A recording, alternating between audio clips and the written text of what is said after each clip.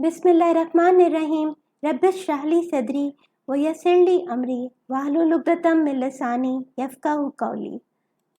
Today we will learn how to determine speed. Determining speed.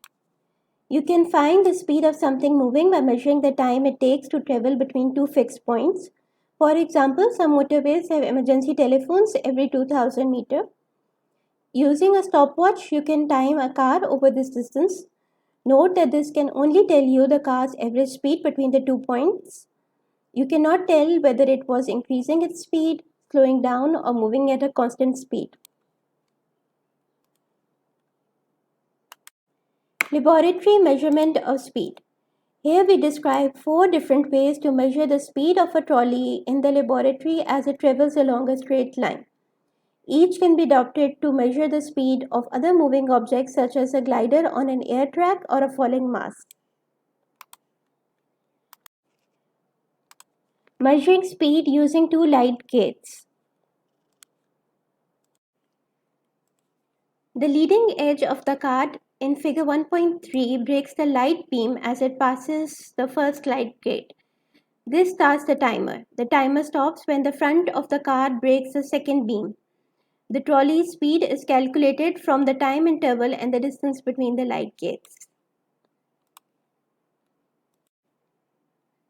Figure 1.3, using 2 light gates to find the average speed of a trolley. We have a trolley with a card. When the leading edge of the card passes to the first light gate, the timer starts. When it passes to the second light gate, the timer stops. The time is measured by the timer and we know the distance between the 2 light gates and hence speed can be calculated. Average speed. Measuring speed using 1 light gate. The timer in figure 1.4 starts when the leading edge of the card breaks the light beam. It stops when the trailing edge passes through.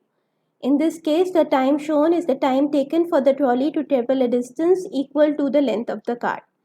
The computer software can calculate the speed directly by dividing the distance by the time taken.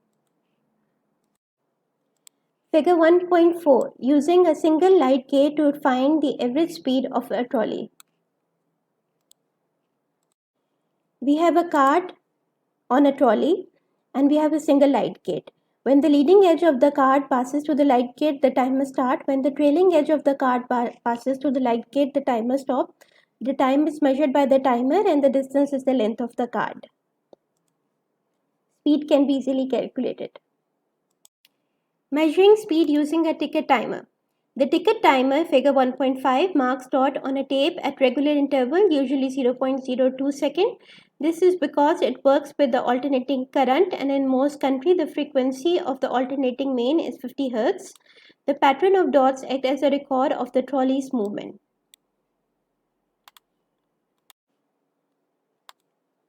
Start by inspecting the tape. This will give you the description of the trolley's movement. Identify the start of the tape, then look at the spacing of the dots. Even spacing, constant speed, increasing spacing, increasing speed. Now you can make some measurements. Measure the distance of every fifth dot from the start of the tape. This will give you trolley's distance at interval of 0.1 second. Put the measurement in a table and draw a distance time graph. Figure 1.5, using a ticker timer to investigate the motion of a trolley. In most countries, the frequency is 50 Hz. Time is equal to 1 over frequency, which is equal to 1 over 50, which is equal to 0.02 second. Therefore, we would get a dot after every 0.02 second. If the distance between the dots is less, this means it is slow speed. If the distance between the dots is large, this means that it is a high speed. If the distance between the dots keep on increasing, this shows acceleration. If the distance between the dots is decreasing, this shows deceleration. If the dots are at equal distance, this means that the speed is constant.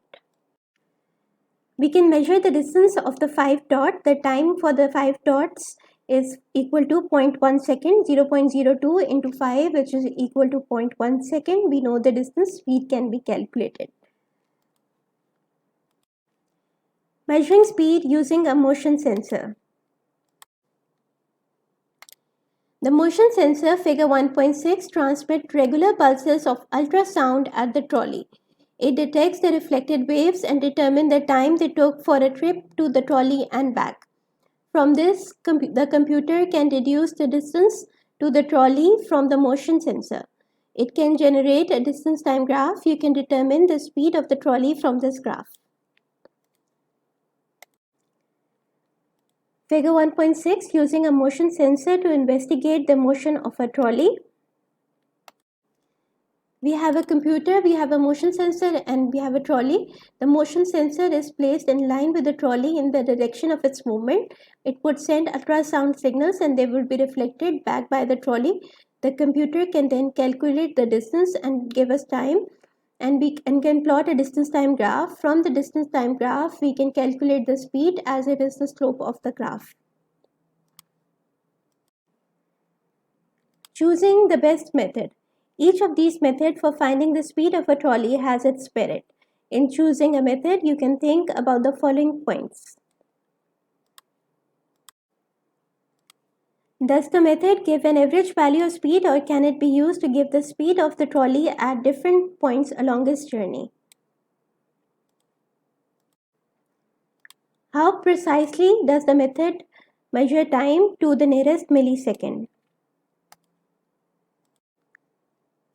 How simple and convenient is the method to set up in the laboratory? Thank you for watching. Allah Hafiz.